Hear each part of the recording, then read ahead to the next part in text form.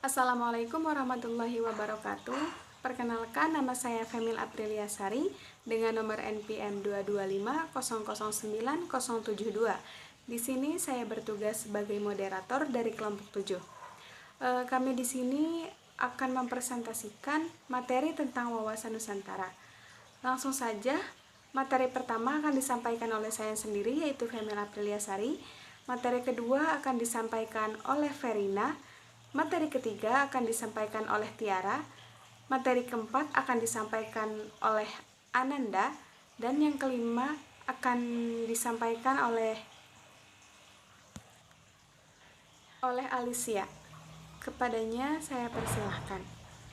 Perkenalkan, nama saya Femil Apriliasari dengan nomor NPM 225009072. Di sini saya akan memaparkan pengertian mengenai wawasan Nusantara.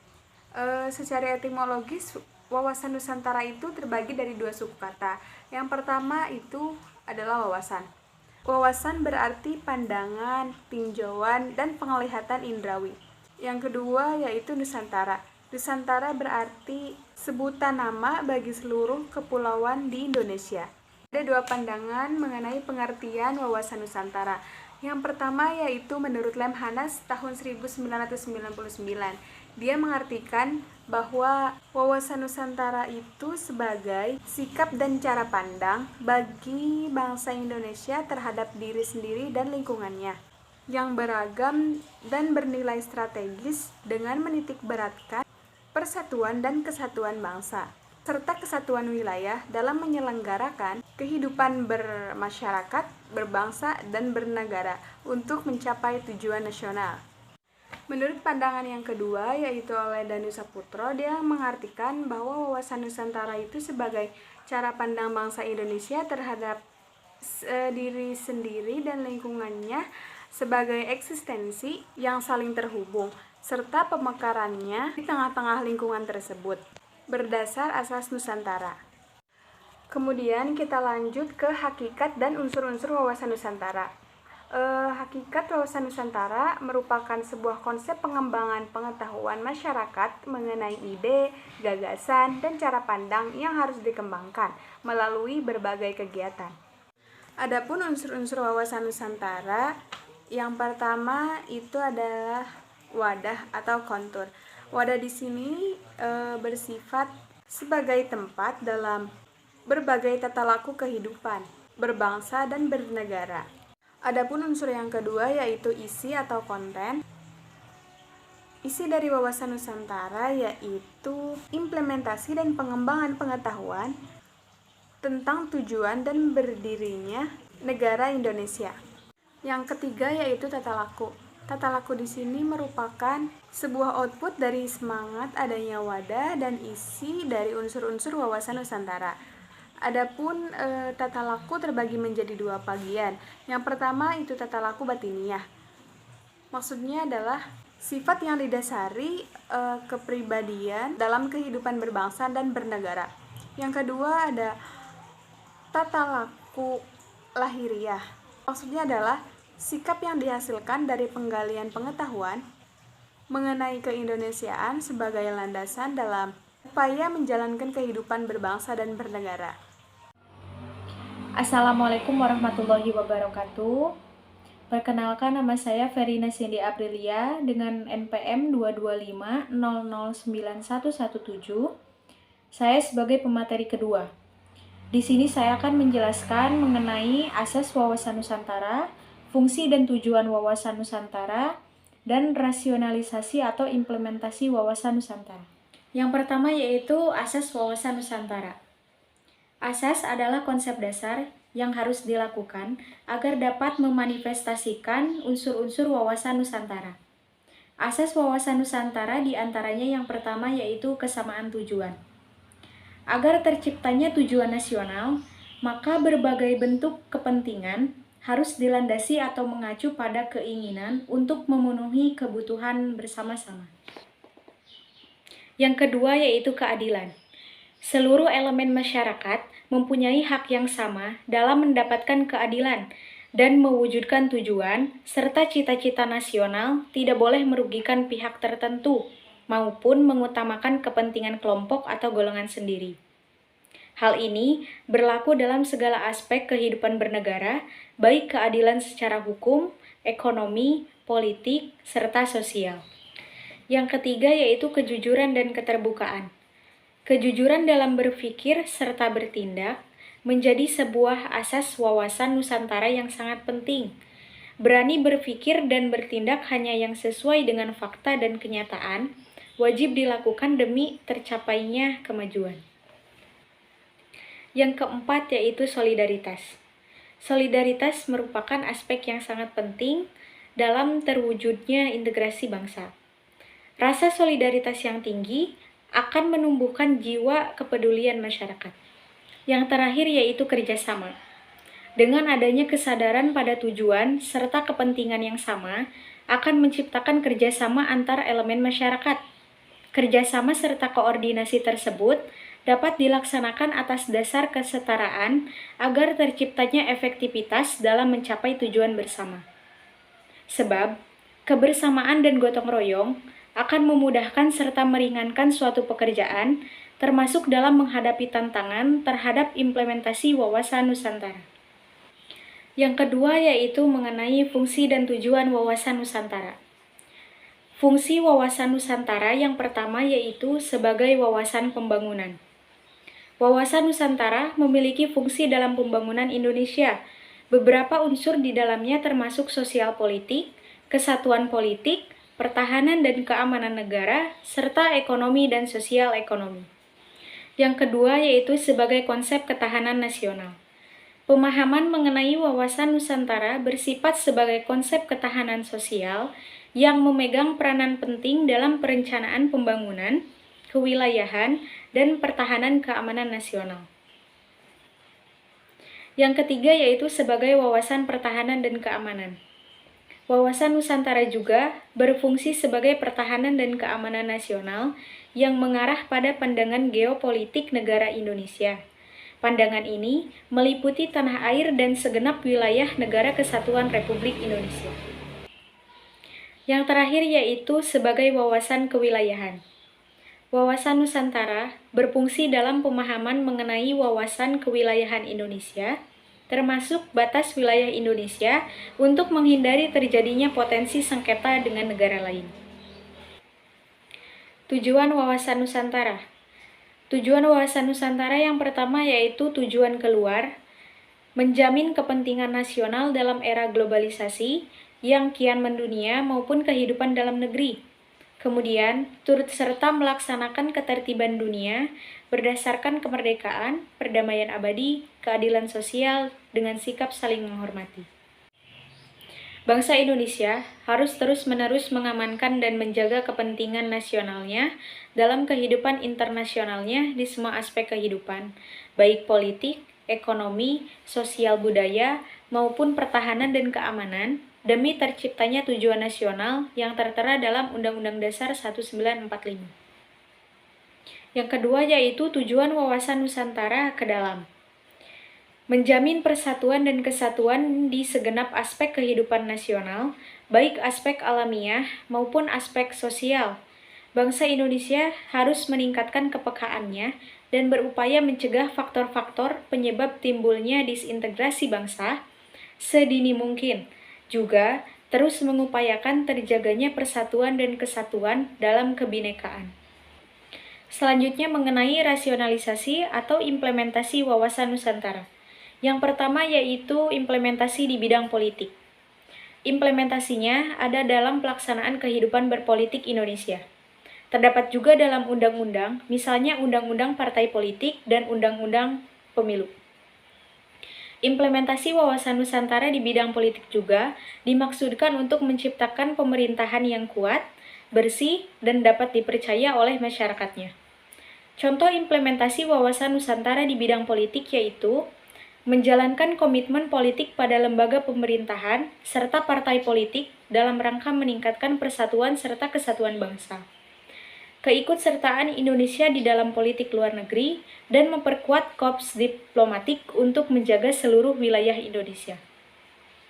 Pelaksanaan pemilu dengan sistem demokrasi yang menjunjung tinggi keadilan mengembangkan sikap pluralisme. Yang kedua yaitu implementasi di bidang ekonomi. Implementasi wawasan Nusantara di bidang ekonomi terdapat pada pemanfaatan kekayaan alam di Indonesia sambil menjaga kelestarian lingkungan hidupnya. Kekayaan dan letak geografis Indonesia yang strategis dapat dimanfaatkan dengan maksimal untuk perekonomian negara. Orientasi bidang ekonomi di sektor pemerintahan, industri, serta pertanian. Pembangunan ekonomi yang seimbang serta adil di tiap-tiap daerah Indonesia sehingga tidak terjadi kemiskinan. Yang ketiga yaitu implementasi di bidang sosial. Implementasi wawasan Nusantara di bidang sosial berada pada saling menghargai dan menghormati setiap perbedaan atau keragaman yang ada di tanah air. Mulai dari perbedaan suku, ras, agama, hingga budaya. Upaya lainnya juga ada pada pelestarian serta pengembangan budaya Indonesia dan menjadikan budaya sebagai tujuan wisata yang memberikan sumber penghasilan daerah atau nasional. Menjaga keberagaman Indonesia, baik dari segi budaya, bahasa, serta status sosial, dan juga mengembangkan keserasian di dalam kehidupan bermasyarakat. Yang terakhir yaitu implementasi di bidang pertahanan dan keamanan. Implementasi wawasan Nusantara di bidang pertahanan dilakukan dengan membentuk sikap dan kedisiplinan diri dalam membela tanah air, serta melaporkan segala hal yang mengganggu keamanan pada aparat yang berwenang, meningkatkan rasa persatuan serta solidaritas baik dalam satu daerah yang sama atau daerah yang berbeda. Terakhir, membangun sarana serta prasarana bagi kegiatan atau aktivitas pengamanan wilayah Indonesia. Sekian yang dapat saya sampaikan. Terima kasih. Wassalamualaikum warahmatullahi wabarakatuh. Dilanjut kepada pemateri selanjutnya. Assalamualaikum warahmatullahi wabarakatuh. Perkenalkan, nama saya Tiara Eka Gustiani dengan nomor NPM 225009084. Di sini saya akan menjelaskan materi tentang Pancasila sebagai filsafat bangsa Indonesia. Pancasila merupakan pandangan dan juga hasil proses pemikiran yang di dalamnya memiliki kultur budaya, norma-norma yang sesuai dengan masyarakat Indonesia. Pancasila juga berfungsi sebagai pandangan hidup bangsa Indonesia yang artinya Pancasila menjadi pedoman dan petunjuk dalam kehidupan sehari-hari di lingkungan masyarakat kita. Tiap sila dari Pancasila yang saling berkaitan satu sama lain itu merupakan bukti adanya suatu sistem yang sistematis dan utuh. Nah, sebelum kita mengetahui mengapa Pancasila disebut sebagai sistem filsafat itu sendiri, kita perlu meninjau kembali ya ke definisi sistem dan filsafat itu sendiri itu apa sih? Nah, sistem merupakan hubungan dari banyak bagian yang menjadi satu kesatuan dan tidak dapat berdiri sendiri dalam mewujudkan suatu tujuan tersebut. Sedangkan filsafat secara harfiah dapat diartikan sebagai kecintaan pada kebijaksanaan. Salah satu bentuk filsafat, yakni filsafat produk, merupakan bentuk dari filsafat Pancasila. Selanjutnya adalah bukti Pancasila sebagai sebuah sistem yang sistematis dan utuh. Yang pertama adalah sila ke-1 meliputi, mendasari, dan menjiwai sila ke-2, 3, 4, dan 5. Yang dapat diartikan sebagai ketuhanan yang Maha Esa adalah ketuhanan yang berkemanusiaan yang adil dan beradab, juga berpersatuan Indonesia, berkerakyatan yang dipimpin oleh hikmat kebijaksanaan dalam permusyawaratan perwakilan, dan berkeadilan sosial bagi seluruh rakyat Indonesia.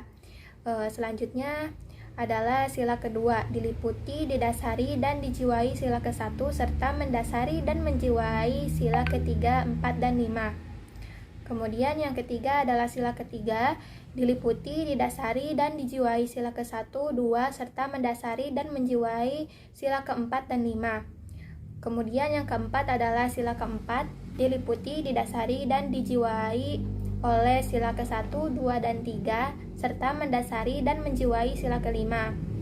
Kemudian yang terakhir adalah sila ke-5, diliputi, didasari, dan dijiwai sila ke-1, 2, 3, dan 4, yang dapat diartikan sebagai keadilan sosial bagi seluruh rakyat Indonesia adalah keadilan yang berketuhanan yang Maha Esa, serta berkemanusiaan yang adil dan beradab, berpersatuan Indonesia, serta berkerakyatan yang dipimpin oleh hikmat kebijaksanaan dalam permusyawaratan perwakilan. Dari apa yang telah dijelaskan tadi, bisa kita simpulkan ya, Pancasila merupakan kesatuan yang tidak bisa dipisahkan, karena dalam masing-masing sila tidak bisa ditukar tempat atau dipindahkan. Pancasila tidak dapat dipisahkan karena pemisahan dapat menyebabkan Pancasila kehilangan esensi sebagai dasar negara. Dengan kata lain, sila-sila Pancasila saling menyempurnakan. Nah, apabila salah satu sila tidak terwujud, maka akan mempengaruhi perwujudan sila lainnya.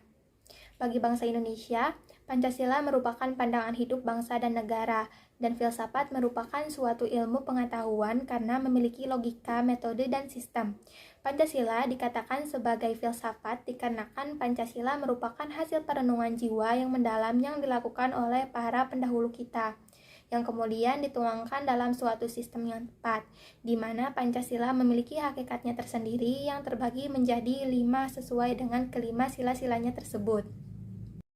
Ananda Dwitya, NPM 225009083. C. Konsep geopolitik. Para peneliti atau para ahli telah memiliki pengertian tersendiri terkait geopolitik. 1. Pengertian geopolitik. A. Menurut Karl Hossberg, geopolitik merupakan sains nasional bagi negara atau sebuah doktrin pada determinisme spasial semua proses politik berdasarkan dasar-dasar geografi yang luas, terutama pada geografi politik. Menurut Rudolf Kellen, geopolitik merupakan seni dalam praktek menggunakan kekuasaan politik atas suatu wilayah. Adapun menurut Saul Bernard Cohen, geopolitik merupakan interaksi antara satu sisi tentang pengaturan dan perspektif geografi dan sisi yang lainnya mengatur tentang proses-proses politik. Menurut Hafeznia, geopolitik merupakan hubungan timbal balik antara geografi, politik, kekuasaan, dan interaksi yang timbul dari kombinasi tersebut. Yang selanjutnya, menurut Ed Hook, Committee on Geography Association of American Geographers, geopolitik merupakan interaksi antara hubungan wilayah dengan proses-proses politik. F. Menurut Jackson, geopolitik merupakan fenomena politik dalam konteks wilayah. G. Menurut Daljoni, geopolitik merupakan kajian tentang ilmu keseiringan spasial dari politik atau analisis politik atau analisis geografi dari gejala politik. 2. Ruang lingkup geopolitik. Ruang lingkup geopolitik terbagi menjadi 2. A. Analisis pola interaksi terhadap masyarakat politik dengan melihat keadaan alam dan lingkungan sekitar. B. Negara menjadi subjek dari geopolitik karena negara merupakan suatu wadah dari suatu bangsa dan kondisi geografis yang berbeda-beda. 3. Perkembangan geopolitik. Wilayah Indonesia pernah terpisah secara yuridis. Hal ini dikarenakan masih menggunakan Territoriale ZN Maritime Krangen Ordonantie pada tahun 1939, yang menyebabkan luas laut Indonesia hanya berjarak 3 mil. Hal tersebut dengan jelas mengganggu kedaulatan negara Indonesia. Untuk menjadikan negara yang berkedaulatan, harus diadakan adanya upaya inovatif dan konsisten. Maka pada tanggal 13 bulan Desember tahun 1957 diadakan deklarasi Juanda yang berisi perairan Indonesia, yaitu wilayah laut dan seluruh perairan dalam Indonesia. Perairan laut merupakan seluruh jalur laut yang berjarak 12 mil.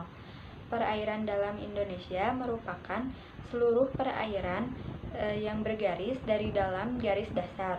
Negara Indonesia juga merupakan negara kepulauan. Kondisi geografis negara juga menjadi penting dikarenakan bila adanya pembuatan kebijakan-kebijakan dan juga hal lainnya. Sekian pemaparan materi dari saya, yang selanjutnya akan dilanjutkan oleh rekan saya. Assalamualaikum warahmatullahi wabarakatuh. Perkenalkan, nama saya Alicia Rama Febriani dengan NPM 225009127. Di sini saya akan menjelaskan tentang konsep geostrategis. Konsep geostrategis didasarkan pada kondisi, metode atau cara dalam mengembangkan potensi nasional yang ditunjukkan untuk mengamankan terhadap kemungkinan terjadinya gangguan, serta untuk menjaga keutuhan kedaulatan negara Indonesia dalam pengembangan nasional.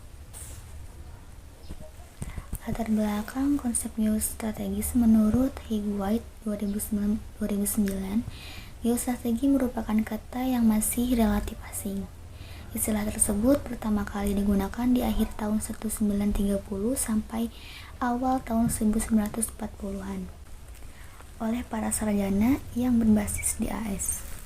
Jukling dan Ahmad Zubaidi tentang tujuan geostrategis, yaitu memberikan arahan tentang upaya mewujudkan strategis pembangunan dan keputusan yang terukur guna mewujudkan masa depan yang lebih baik, lebih aman, dan bermartabat. Sekian dari saya pemaparan materi tentang konsep geostrategis. Mohon maaf bila banyak kesalahan. Wassalamualaikum warahmatullahi wabarakatuh. Demikian presentasi dari kelompok kami. Kurang lebihnya mohon maaf. Wassalamualaikum warahmatullahi wabarakatuh.